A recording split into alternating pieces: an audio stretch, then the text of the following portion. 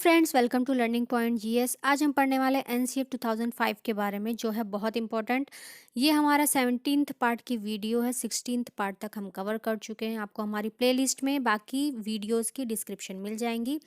जो हमारे चैनल पे न्यू व्यूवर्स हैं, please like, subscribe and share करना ना भूलें। चलिए स्टार्ट करते हैं आज की वीडियो। हमारी आज की वीडियो है एनसीएफ 2005 यानी राष्ट्रीय पाठ्य चर्चा की रूपरेखा 2005, नेशनल करिकुलम फ्रेमवर्क 2005। इसके बारे में हम आज चर्चा करेंगे। बहुत इंपॉर्टेंट टॉपिक है। इसके ऊपर 5 से 7 क्वेश्चंस हर साल सीटेट में रिपीट हो जाते हैं। तो चलिए स्टार्ट करते हैं टाइम वेस्ट ना करते हुए। राष्ट्रीय पाठ्य चर्चा की रूपरेखा 2005 का अनुवाद संविधान की 8वीं अनुसूची में दी गई सभी भाषाओं में किया गया है।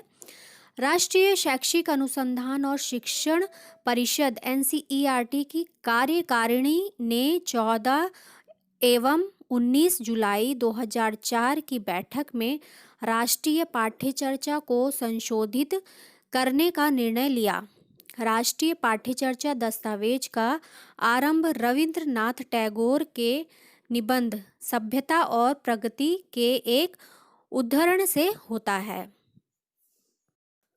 तो फ्रेंड्स, जो प्रश्न आ जाता है डायरेक्ट आ जाता है कि राष्ट्रीय पाठ्य चर्चा की रूपरेखा का अनुवाद कौन से सन में हुआ? तो 2005 में। 2005 में 8वीं अनुसूची में इसका डिस्क्रिप्शन जो है वो दिया गया है।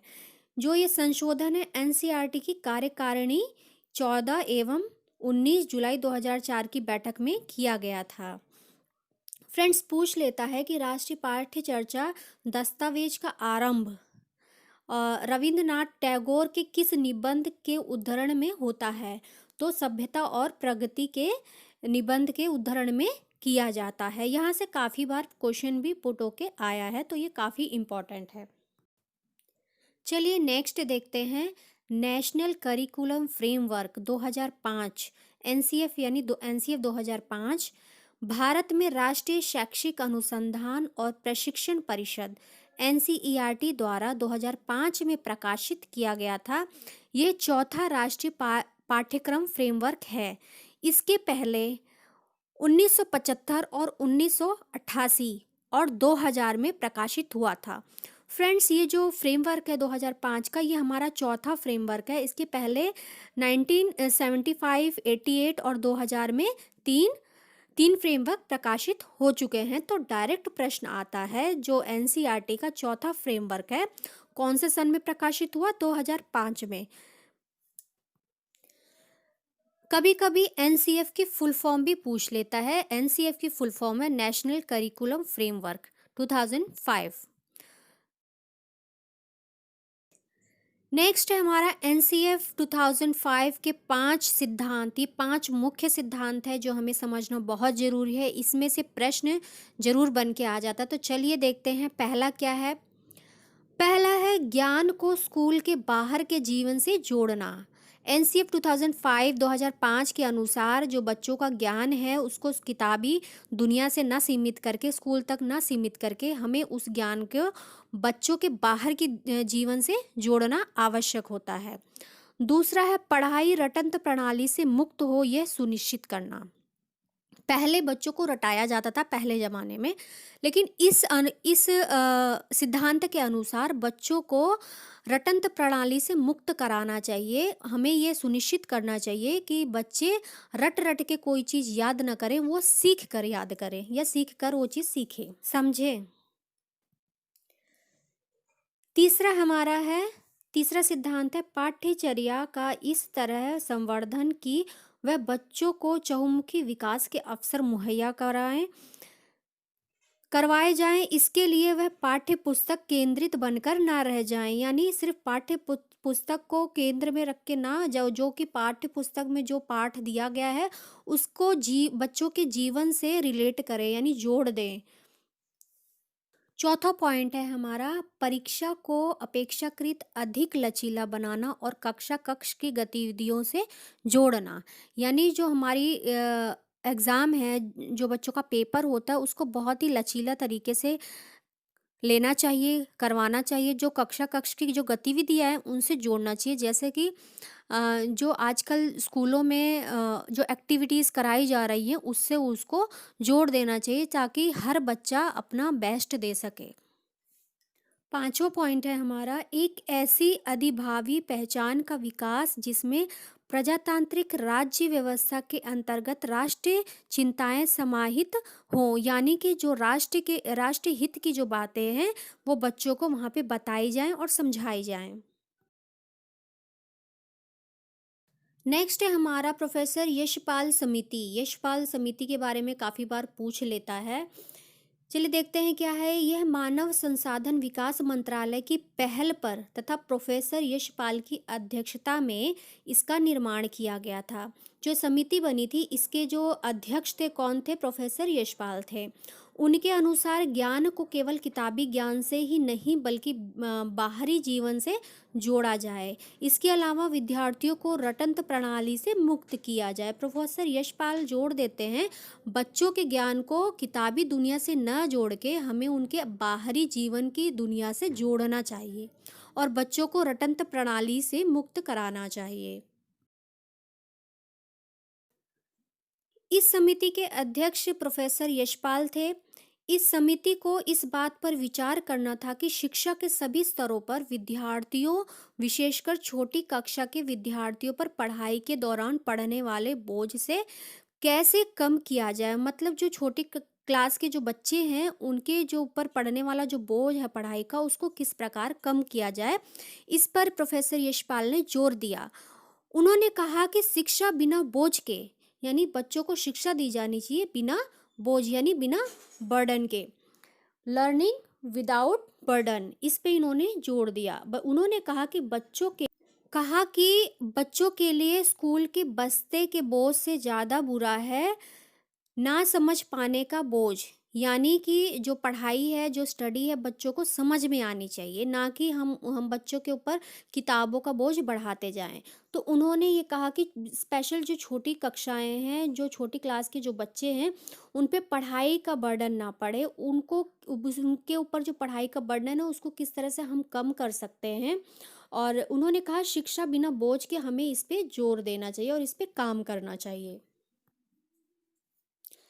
एनसीएफ 2005 का शिक्षक के प्रति क्या दृष्टिकोण है, इस पे बताया गया है कि शिक्षक ज्ञान का स्रोत नहीं अपितु एक ऐसा सुगम करता, यानी फैसिलिटेटर है जो सूचना को अर्थ में बदलने की प्रक्रिया में अनेक उपायों के द्वारा बच्चों के लिए एक सहायक है। यानी इसमें एनसीएफ 2005 में ये कहा गया है कि जो शिक्षक है, ये बच्चों की सिर्फ सहायक करता है, यानी सहायता करता है, और जो भी काम करते हैं वह बच्चे हैं। इसमें ये जोड़ दिया गया है कि अगर कक्षा में कोई भी बच्चा फेल होता है तो बच्चे की कमी नहीं है, वह अध्यापक की कमी है। पाठ्यचर्या निर्माण निर्देशक यानी करिकुलम गाइडिंग, जो इसके करिकुलम के जो मेन पॉइंट्स हैं, अभी हम उसको डिस्कस कर लेते हैं। काफ़ी इंपॉर्टेंट है, काफ़ी बार इसमें से प्रश्न बन के आ जाता है। पहला है ज्ञान को स्कूल के बाहर के जीवन से जोड़ना। पहला पॉइंट कहता है जो बच्चों का ज्ञान है उसको हमें स्कूल तक ना सीमित करके उसके जीवन के, उसके बाहरी जीवन से जोड़ना चाहिए। दूसरा है पढ़ाई रोटेट लर्निंग प्रणाली से मुक्त हो, ये सुनिश्चित करना चाहिए। एक ही चीज़ बार बार रोटेट नहीं होनी चाहिए। तीसरा है पाठ्यचर्या का इस तरह संवर्धन की वह बच्चों को चहुमुखी विकास के अवसर मुहैया करवाए, बजाय इसके कि पाठ्य पुस्तक केंद्रित बनकर रह जाए। निर्माण निर्देशक जो सिद्धांत दिए गए हैं, जो गाइडलाइन दी गई है, इसके तहत बताया गया है कि जो हमारा जो पाठ्यचर्या है, जो बच्चों का पाठ है, जो जो भी हम उनको स्कूल में पढ़ा रहे हैं, उसको इस तरह से मुहैया करवाया जाए कि बच्चों का चहुमुखी विकास हो। यानी उनको सिर्फ पाठ्य पुस्तक के केंद्र में नहीं रखना चाहिए, उसको इस तरह से उनको पढ़ाना चाहिए, इस तरह से जीवन से कोरिलेट करना चाहिए कि उनका चहुमुखी विकास हो। अगला पॉइंट है हमारा परीक्षा को अपेक्षाकृत अधिक लचीला बनाना और कक्षा की गतिविधियों से जोड़ना। जो हम परीक्षा लेते हैं, बच्चों की जो एग्ज़ाम्स लेते हैं, उसको इस तरह से लचीला बनाना चाहिए कि जो कक्षा की अन्य गतिविधियां हैं उससे हम बच्चों की एग्ज़ाम को जोड़ दें। यानी पेपर पेन वाला एग्ज़ाम हमेशा जो हम लेते थे पहले टाइम में, वो ना रख के उसको उसमें बदलाव किया गया है। अगला जो पॉइंट है हमारा है ज्ञान निर्माण के विद्यालयों की सहभागिता, रचनात्मक बच्चों की सोच, जिज्ञासा और प्रश्नों के लिए पर्याप्त स्थान के लिए बल दिया गया। इसमें कुछ पॉइंट हाईलाइटेड है, जैसे रचनात्मक, जिज्ञासा। तो इसमें यह बताया गया है कि जो विद्यालय हैं उसमें उनकी सहभागिता होनी चाहिए, बच्चों में रचनात्मक सोच को बढ़ावा देने के लिए, उनमें जिज्ञासा पैदा करने के लिए, प्रश्नों को पर्याप्त स्थान के लिए बल दिया जाना चाहिए। यानी जो बच्चों की जो जिज्ञासा है वो बढ़नी चाहिए, ऐसे ऐसे प्रश्न उनको देने चाहिए, बताने चाहिए, इस तरह से हर चीज़ करानी चाहिए कि बच्चे खुद क्रिएटिव बने। शिक्षा की राष्ट्रीय व्यवस्था को बहुलतमवादी समाज में मजबूती प्रदान करना। इसमें जो निर्देश दिए गए हैं वो इस प्रकार हैं कि शिक्षा को राष्ट्रीय व्यवस्था में, समाज में मजबूती प्रदान करनी चाहिए। इस तरह से हमको शिक्षा व्यवस्था करनी है। नेक्स्ट है हमारा भाषाई कौशलों यानी स्किल्स, जैसे सुनना, बोलना, पढ़ना, लिखना आदि पर बल दिया गया है। ये जो निर्देश दिए गए हैं इसमें भाषाई स्किल, जो भाषाई कौशल हैं, उनको बहुत ही जोर दिया गया है। उनके लिए कहा गया है कि सुनना, बोलना, पढ़ना, लिखना बहुत ही इम्पॉर्टेंट है। क्लास में जो टीचर है उसको ये ध्यान रखना चाहिए बच्चे रटे ना, बच्चे 24 घंटे हर चीज़ को लिखे ना। उनका है कि वो जो पढ़ाया जा रहा है, जो बताया जा रहा है, वो सुने ध्यान से और अपने शब्दों में बोलें। खुद रीडिंग स्किल उनकी डेवलप होनी चाहिए, खुद उनको लिखने की क्षमता धीरे धीरे उनकी अच्छी डेवलप होनी चाहिए। नेक्स्ट पॉइंट है हमारा त्रिभाषा फॉर्मूला, यानी एक घरेलू भाषा, एक मातृभाषा और एक द्वितीय भाषा पर बल दिया गया है। यहाँ पर बताया गया है कि बच्चों की जो एजुकेशन है, पहले उसकी घरेलू भाषा में शुरुआत होनी चाहिए, फिर मातृभाषा को और द्वितीय भाषा को इसमें रखा गया है, उस पर बल दिया गया है। नेक्स्ट पॉइंट है हमारा भारतीय समाज की बहुभाषात्मक प्रकृति को स्कूली जीवन की समृद्धि के लिए संसाधन के रूप में देखा जाना चाहिए। बताया गया कि जो हमारी समाज की बहुभाषा प्रकृति है उसको स्कूल के जीवन की समृद्धि के लिए संसाधन के रूप में देखना चाहिए, यानी उनको बढ़ावा देना चाहिए। नेक्स्ट पॉइंट है हमारा विज्ञान की भाषा, प्रक्रिया एवं विषय वस्तु विद्यार्थी की उम्र और उसके ज्ञान की सीमा के अनुकूल होने चाहिए। नेक्स्ट पॉइंट है गणित का दायरा विस्तृत करने व इसे दूसरे विषयों से जोड़ने पर बल दिया जाना चाहिए। यानी पहले की तरह एकदम गणित को यानी मैथ्स को इस तरह से नहीं करना चाहिए कि बच्चे उससे भागें। उसका दायरा विस्तृत करके उसको इस तरह से लचीलापन उसमें आना चाहिए कि वो हम उसको अन्य विषयों से भी जोड़ दें। नेक्स्ट पॉइंट है हमारा गणित की शिक्षण से बच्चों की तार्किक सोच की क्षमता का विकास होना चाहिए। इसमें बल दिया गया है कि जो मैथ्स की जो प्रश्न है, जो मैथ्स की शिक्षण है, उससे बच्चों की तर्क शक्ति का विकास होना चाहिए। इस तरह से हमको प्रयास करना चाहिए। नेक्स्ट पॉइंट है हमारा सामाजिक शिक्षा द्वारा बच्चों में सामाजिक अवधारणा को विकसित करना, जिसके कारण उनका चिंतन यानी थिंकिंग स्किल स्वतंत्र तथा आलोचनात्मक रूप से विकसित हो सके।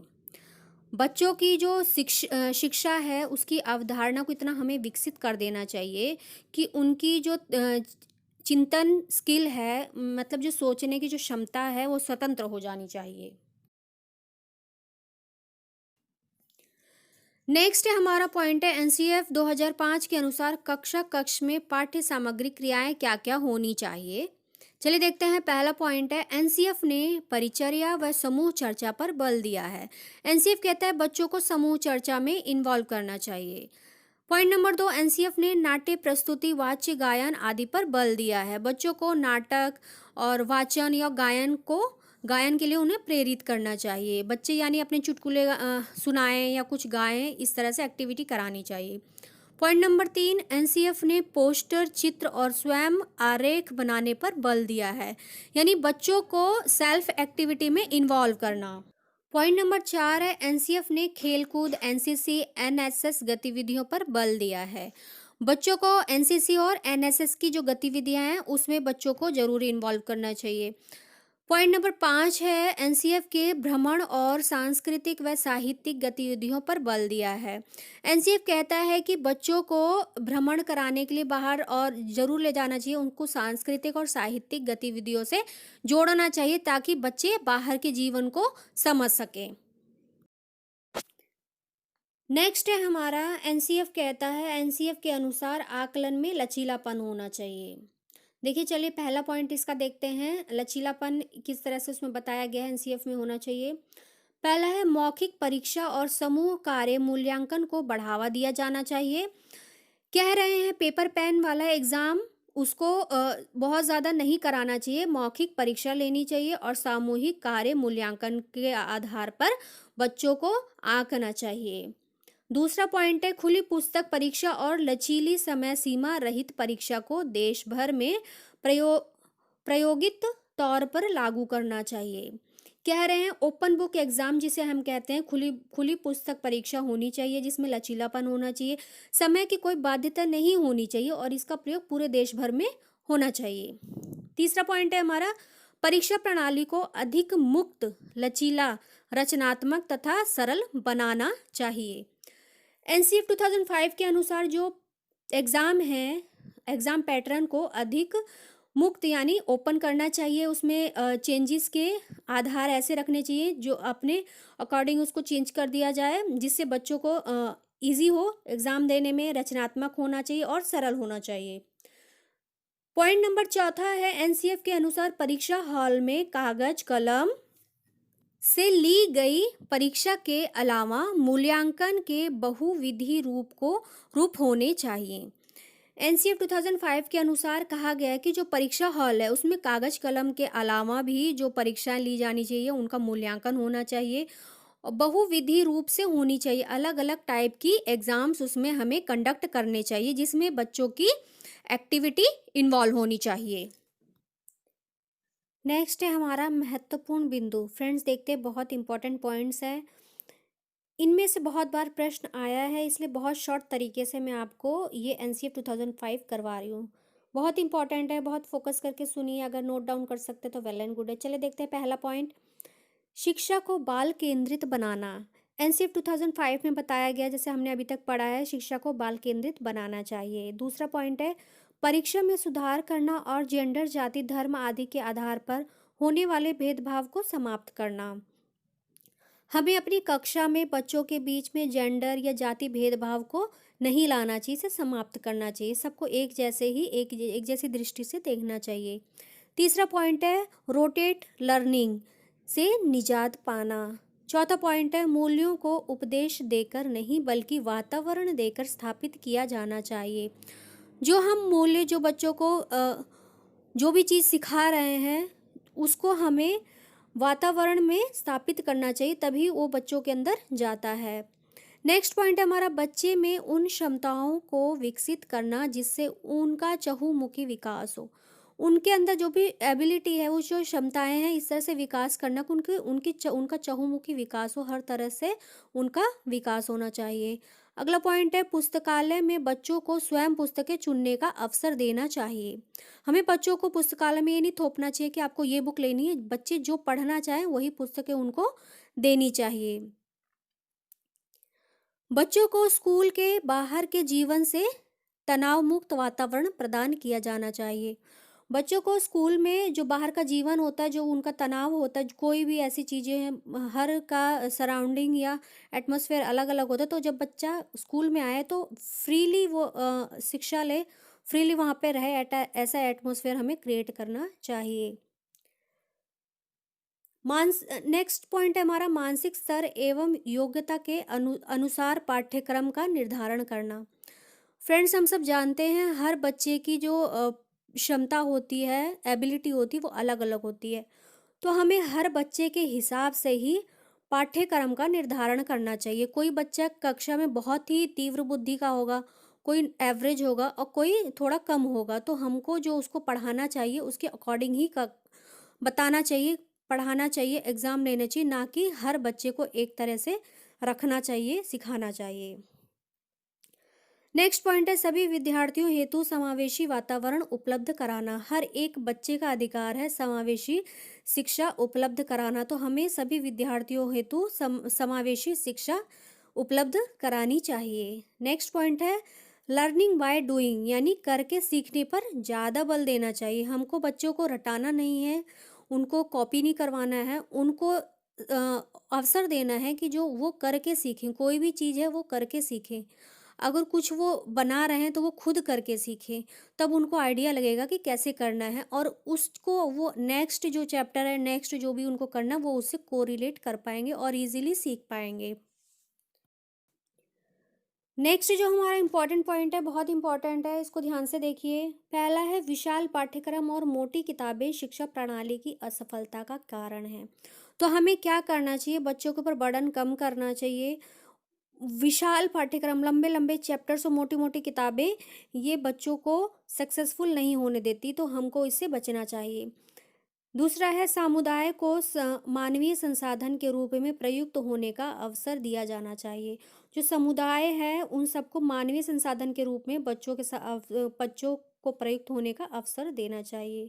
नेक्स्ट पॉइंट है प्रत्येक बच्चे की सीखने की गति अलग अलग होती है और सभी बच्चे सक्रिय रूप से पूर्व ज्ञान एवं उपलब्ध सामग्री और गतिविधियों के आधार पर अपने लिए अर्थ निर्धारित करते हैं। फ्रेंड्स, हम जानते हैं कि हम जिस एटमॉस्फेयर में रहते हैं, जिस माहौल में रहते हैं, उसका प्रभाव भी हमारे पढ़ाई लिखाई पे पड़ता है। तो हर बच्चे की सीखने की क्षमता अलग है, और हर एक बच्चा अपने जो ज्ञान को पूर्व ज्ञान से जोड़ के देखता है, तो उसी के आधार पर हमको उन्हें गतिविधियां उपलब्ध करानी चाहिए, उसका अर्थ निर्धारण करना चाहिए।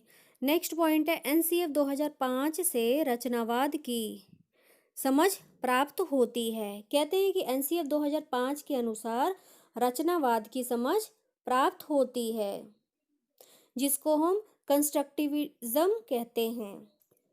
एक प्रश्न और आ जाता है जो कि पूछ लेता है एनसीएफ 2005 यानी एनसीएफ की फुल फॉर्म क्या है। नेशनल करिकुलम फ्रेमवर्क, ये एनसीएफ की फुल फॉर्म है।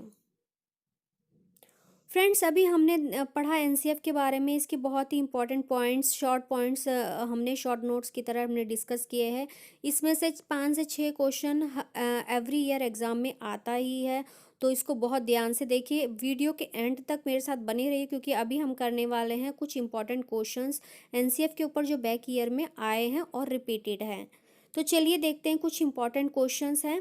फ्रेंड्स, इनको आपको अगर ये वीडियो अच्छी लग रही है तो please like, subscribe and share करना ना भूलें। अपने फ्रेंड्स को भी ज़रूर ये शेयर करें ताकि उनको भी बेनिफिट्स मिल सकें।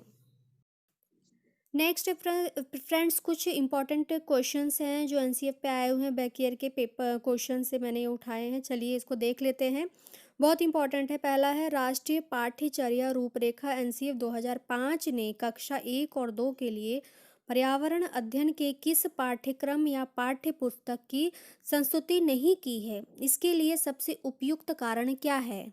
तो हमारे पास 4 ऑप्शन हैं। यह प्रश्न 1 से 5 की पुस्तक में 22 फरवरी को 2015 में आया था। तो पहला ऑप्शन ए ऑप्शन है हमारा पाठ्यक्रम का भार कम करने के लिए। बी है पर्यावरण अध्ययन केवल कक्षा 3 से आगे की कक्षाओं के लिए है।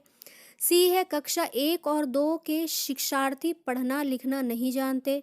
डी है संदर्भ युक्त अधिगम परिवेश प्रदान करना। तो हमारा डी ऑप्शन सही है। जो एनसीएफ 2005 है वह संदर्भ युक्त अधिगम परिवेश प्रदान करने पर जोर देता है। नेक्स्ट प्रश्न है हमारा दूसरा है ईवीएस कक्षा में सामाजिक असमानताओं पर अधिक बल देने के लिए निम्नलिखित में से कौन सा अधिक प्रभावी है। कह रहा है ईवीएस की जो कक्षा है उसमें असमानताओं पर अधिक बल देने के लिए कौन सा प्रभावी अधिगम होगा। तो ए है हमारा संबंधित मामलों यानी समस्याओं पर वीडियो फिल्म बनाना दिखाना। बी है संबंधित मामलों समस्याओं पर विशिष्ट भाषण आयोजित करना। सी है संबंधित मामलों पर क्विज प्रतियोगिता प्रश्नोत्तरी प्रतियोगिताओं का संचालन करना। डी है हमारा विद्यार्थियों से समूह परियोजनाओं का भार अपने ऊपर लेने के लिए कहना। तो फ्रेंड्स, जो ईवीएस की कक्षा में क्या होता है, पर्यावरण में क्या पढ़ाया जाता है, जो विद्यार्थी होते हैं इनको उनको इन्वॉल्व करना, उनसे उनसे जो परियोजना है जो भी है वो करवाना। तो हमारा डी ऑप्शन सही है। नेक्स्ट प्रश्न है हमारा, ईवीएस की पढ़ाई में कक्षा में प्रश्न उत्तर तकनीक का सबसे अच्छा उपयोग किसके लिए किया जा सकता है? तो पहला ऑप्शन हमारा ए ऑप्शन है, विद्यार्थियों का ध्यान आकर्षित करने के लिए। बी है हमारे शिक्षार्थियों में सीखने की जिज्ञासा उत्पन्न करने के लिए। सी है हमारा प्रतियोगी कौशलों को बढ़ावा देने के लिए। डी है हमारा कक्षा में अनुशासन बनाए रखने के लिए। तो फ्रेंड्स, जो ईवीएस की पढ़ाई होती है उसकी कक्षा में प्रश्न उत्तर तकनीक का सबसे अच्छा उपयोग किसके लिए किया जा सकता है?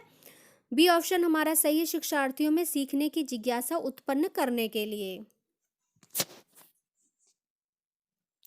नेक्स्ट प्रश्न है हमारा, प्राथमिक स्तर पर ईवीएस की पढ़ाई का एक मुख्य उद्देश्य क्या है? तो चलिए देखते हैं ऑप्शन में क्या दिया। ए है हमारा, विषय की मूल संकल्पनाओं की गहन समझ विकसित करना। बी है हमारा, अगले स्तर के अध्ययन के लिए विद्यार्थियों को तैयार करना। सी है हमारा, कक्षा की पढ़ाई को शिक्षार्थी के विद्यालय से बाहर के जीवन से संबंधित करने में सहायता करना। डी है हमारा, स्वतंत्र रूप से हस्त सिद्धि क्रियाकलापों को करने का कौशल अर्जित करना। तो फ्रेंड्स, हमारा जो ऑप्शन है कौन सा सही होगा? जो प्राथमिक स्तर पर ईवीएस की पढ़ाई का मुख्य उद्देश्य क्या होता है? सी हमारा ऑप्शन सही है, कक्षा की पढ़ाई को शिक्षार्थी के विद्यालय से बाहर के जीवन से संबंधित करने में सहायता करना। हमारा एनसीएफ 2005 यही कहता है, हमने अभी पूरी वो वीडियो में यही पढ़ा है कि एनसीएफ कहता है कि बच्चों की जो पाठ्यचर्या है, जो पाठ्यक्रम है, उसको उनके बाहर के जीवन से कोरिलेट करना यानी जोड़ना। तो हमारा जो सी ऑप्शन है वो सही है। फ्रेंड्स, ये हमने आज कवर किया है एनसीएफ के ऊपर एक छोटी सी वीडियो। आई होप आपको वीडियो पसंद आई है। अगर वीडियो पसंद आई है तो please like, subscribe and share करना ना भूलें। बेल आइकन ज़रूर प्रेस कर लें ताकि आपको नेक्स्ट वीडियो की नोटिफिकेशंस मिलती रहे। फ्रेंड्स, सभी का एग्ज़ाम है जैन में, सबको बेस्ट ऑफ लक। अगर आपको मेरी वीडियोस अच्छी लग रही है तो प्लीज़ एक लाइक ज़रूर करिए। लाइक करने में क्या जाता है, मुझे बस मोटिवेशन मिलता है और अच्छी अच्छी वीडियोस आपके लिए लाने के लिए। अगर आपको फ्रेंड्स अच्छी लग रही है वीडियो तो प्लीज़ शेयर ज़रूर करें। Thank you for watching.